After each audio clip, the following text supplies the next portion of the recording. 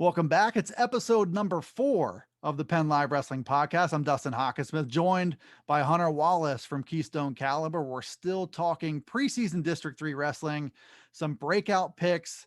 We did Double A earlier this week. Now we're moving on to Triple A, just names to watch who can jump higher than they were last season, who can get on the radar from off the radar.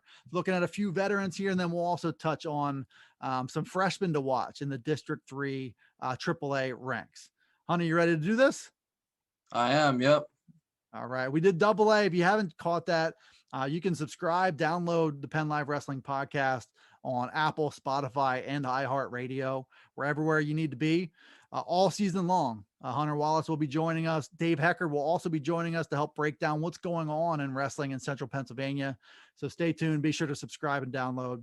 Let's look at the breakout guys in AAA here. And I want to start with a couple brothers. We have 2 sets of brothers on your list. Yep. First one's Nico and Marco Tosi from Warwick.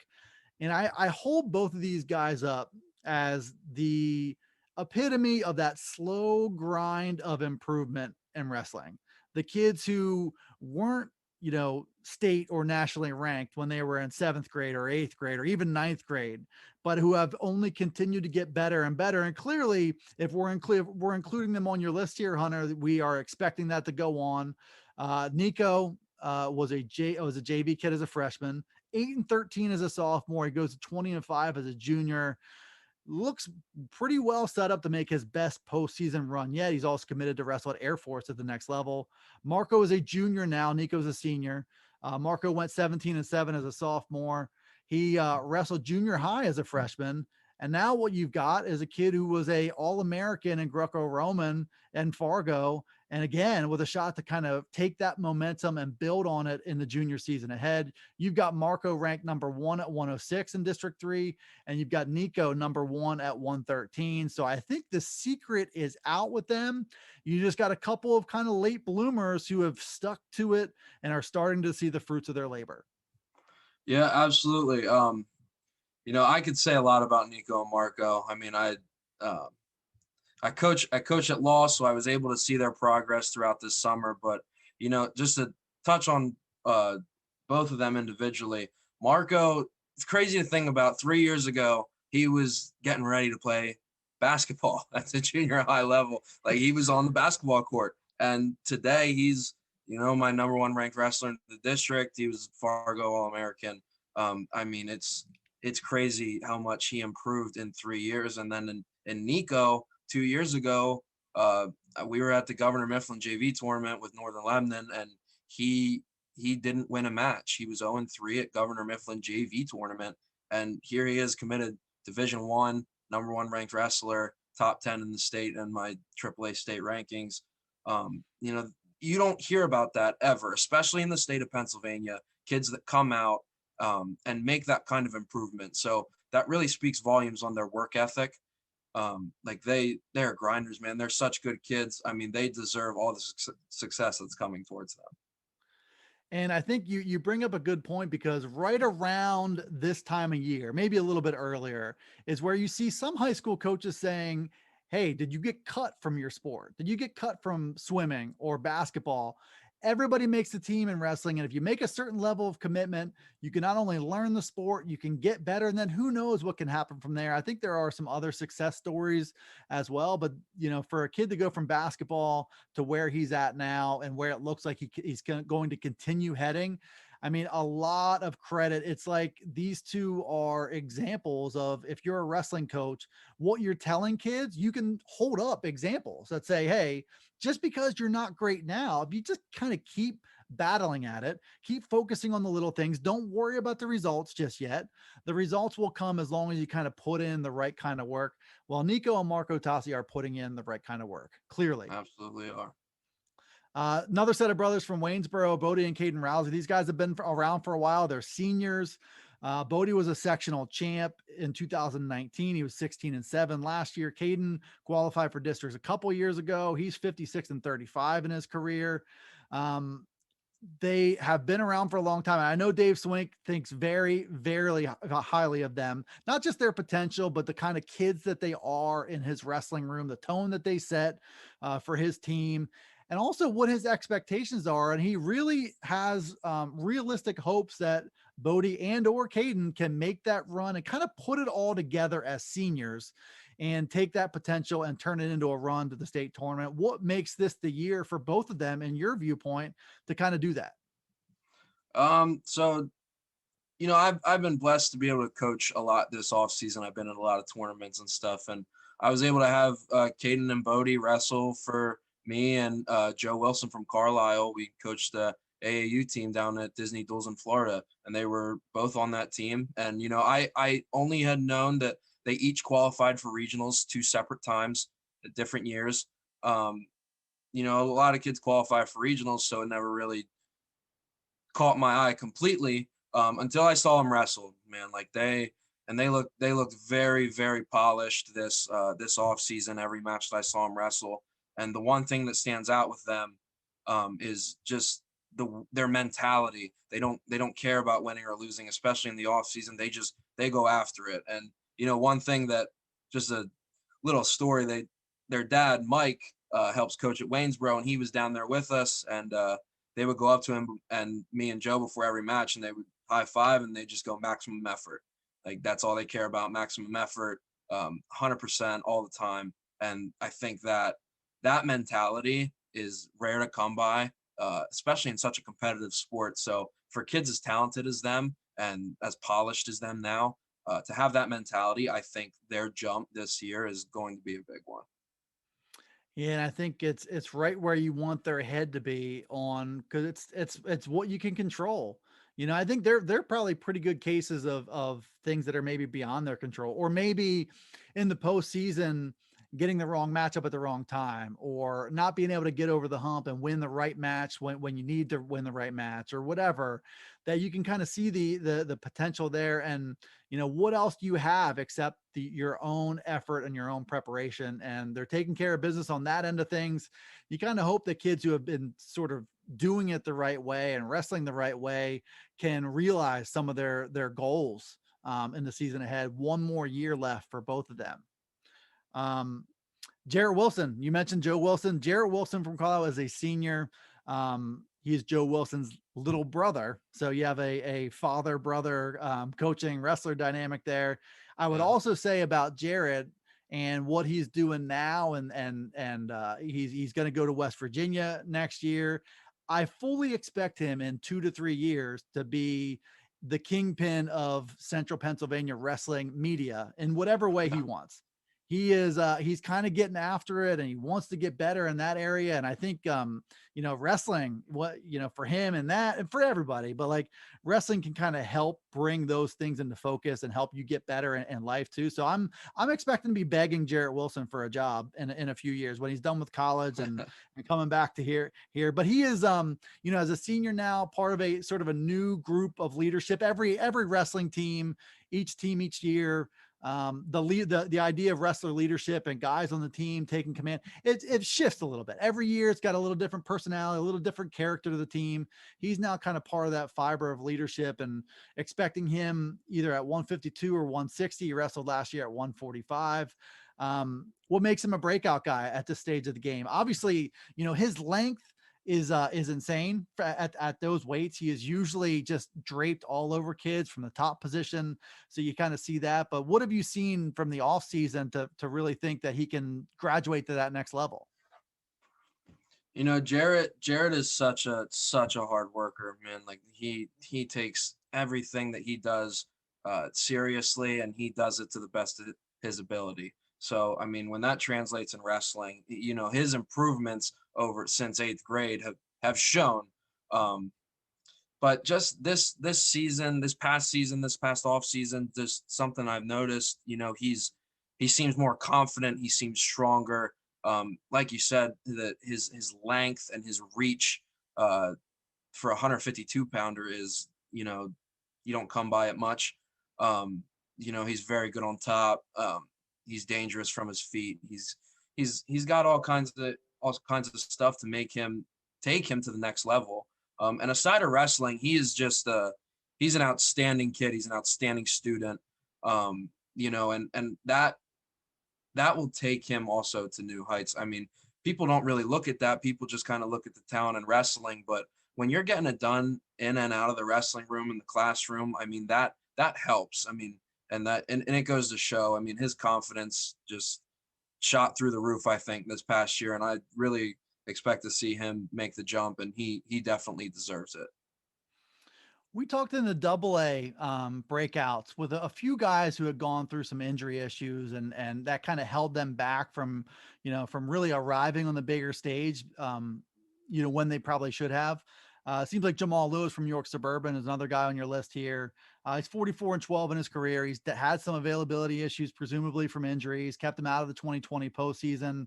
You cut down on the mat time throughout the year too when you're in and out of the lineup, so it can really stunt your growth. But he's a senior who's gotten good results. His only loss last season was in the sectional tournament to Nathan Ridley from Gettysburg, which, with the way that format went, that was enough to keep him out of the district tournament too. He's one of those guys where that format might have impacted him as much as anybody else, because he was legitimately good enough to wrestle in the district tournament and maybe even to make a little bit of noise there. He just didn't get that shot.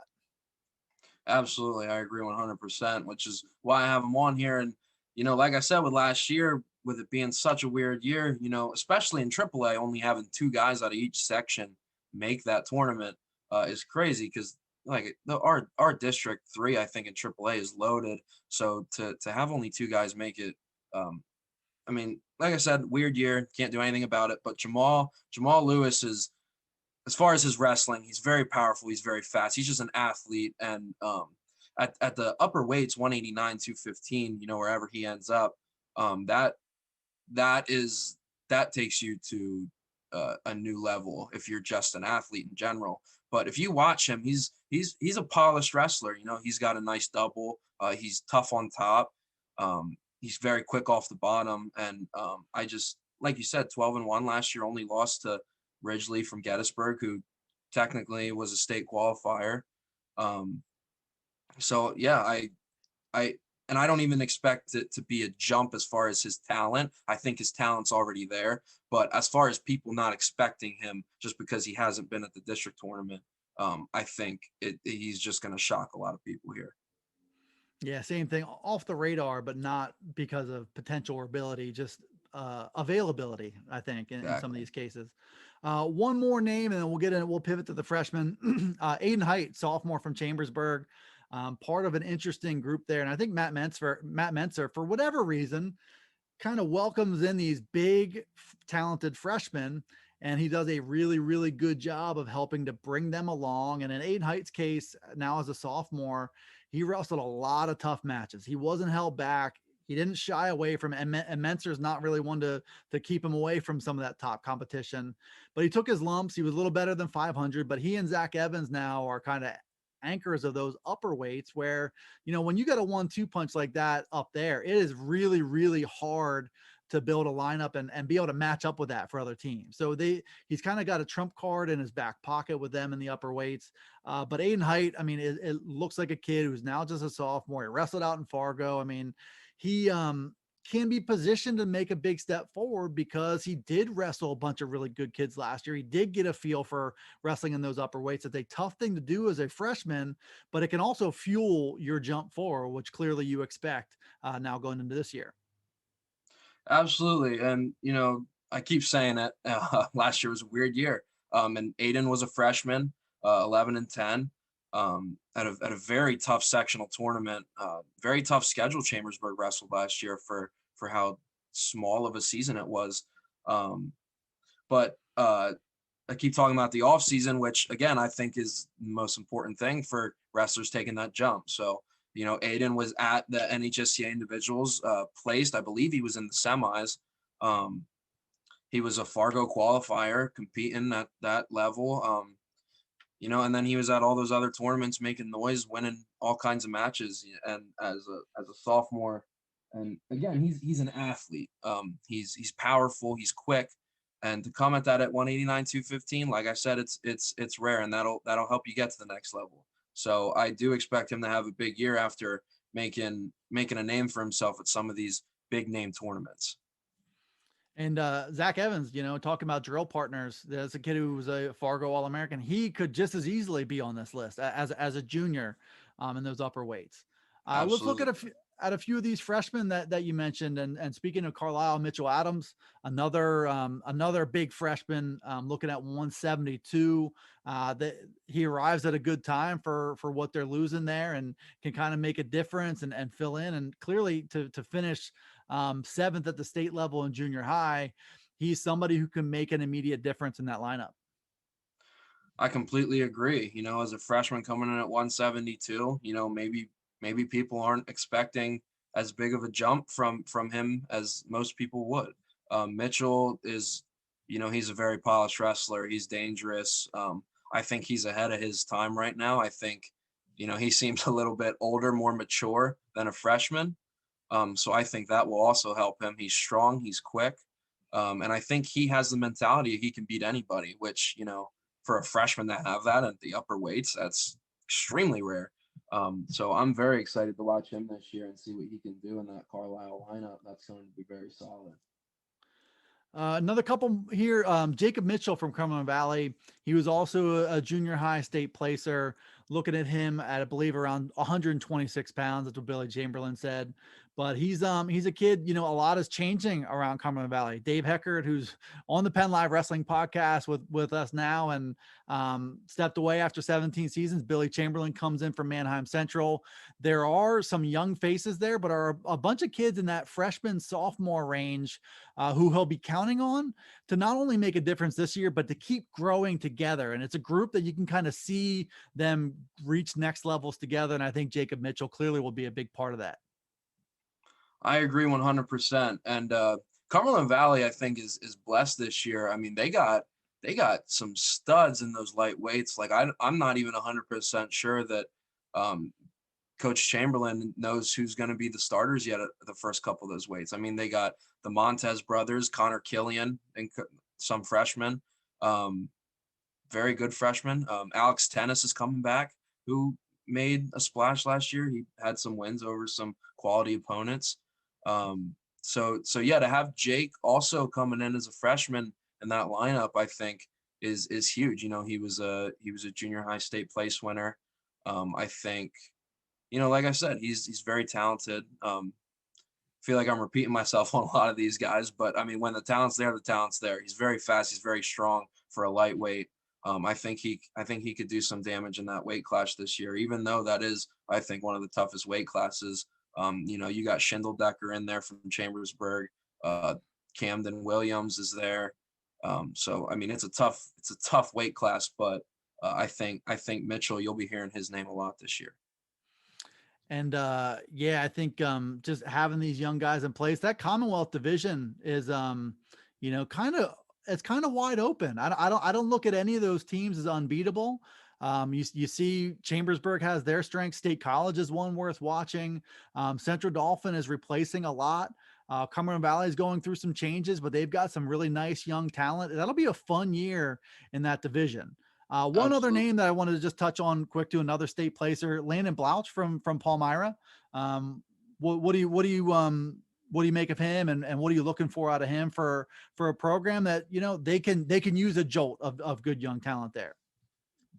So yeah, Landon I actually caught late. He wasn't in my first set of District 3 AAA rankings. I actually thought he was in 7th grade, so that was a mistake on my part. But he was actually in Mitchell Adams at Carlisle. He was in his weight class last year at the Keystone Junior High Championships, and he took 4th there. I don't think they actually hit and wrestled, but I believe Mitchell took 7th and Landon took 4th. So, I mean, he's on that level. He's placing high at those tournaments. Strong and fast again as a freshman, 172 pounder. He's good. He's good at little things. It looks like he's very polished, very detailed in some of the things that he does in the matches that I watched. So I think that's rare to come by. Palmyra, I think they have a big roster this year. I think they're going to definitely, you're going to hear more about them over the next couple of years. And Landon, I think, is going to be a huge part of that also. And if you're going to be wrestling in a sea of seniors, you better be strong and fast, as you mentioned, but you better be ready from on the mental side of things to really believe you can do it. One of those big mental issues is as a freshman competing against older guys, believing that you belong on the same mat. And it seems like with both Landon and Mitchell, that doesn't seem like a problem for them. They feel like they belong there, and that's half the battle. No, I completely agree. Like I said about Mitchell, and I've got to see a little more with Mitchell rather than Landon, because I've gotten to coach Mitchell some this off season and be around Carlisle a little bit more.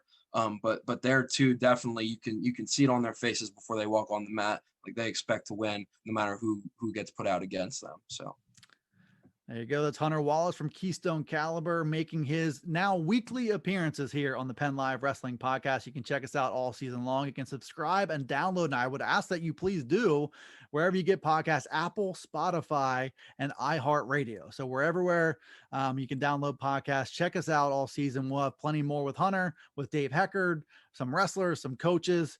So check us out. This was episode number 4 of many. And we're looking forward to the season starting. We'll be moving on next week with Hunter, looking at the season ahead and maybe taking a look a little bit more at the District 3 landscape in both AA and AAA. So be sure to join us when we get around to that next time. Thanks for tuning in, and we'll see you next time on the PennLive Wrestling Podcast.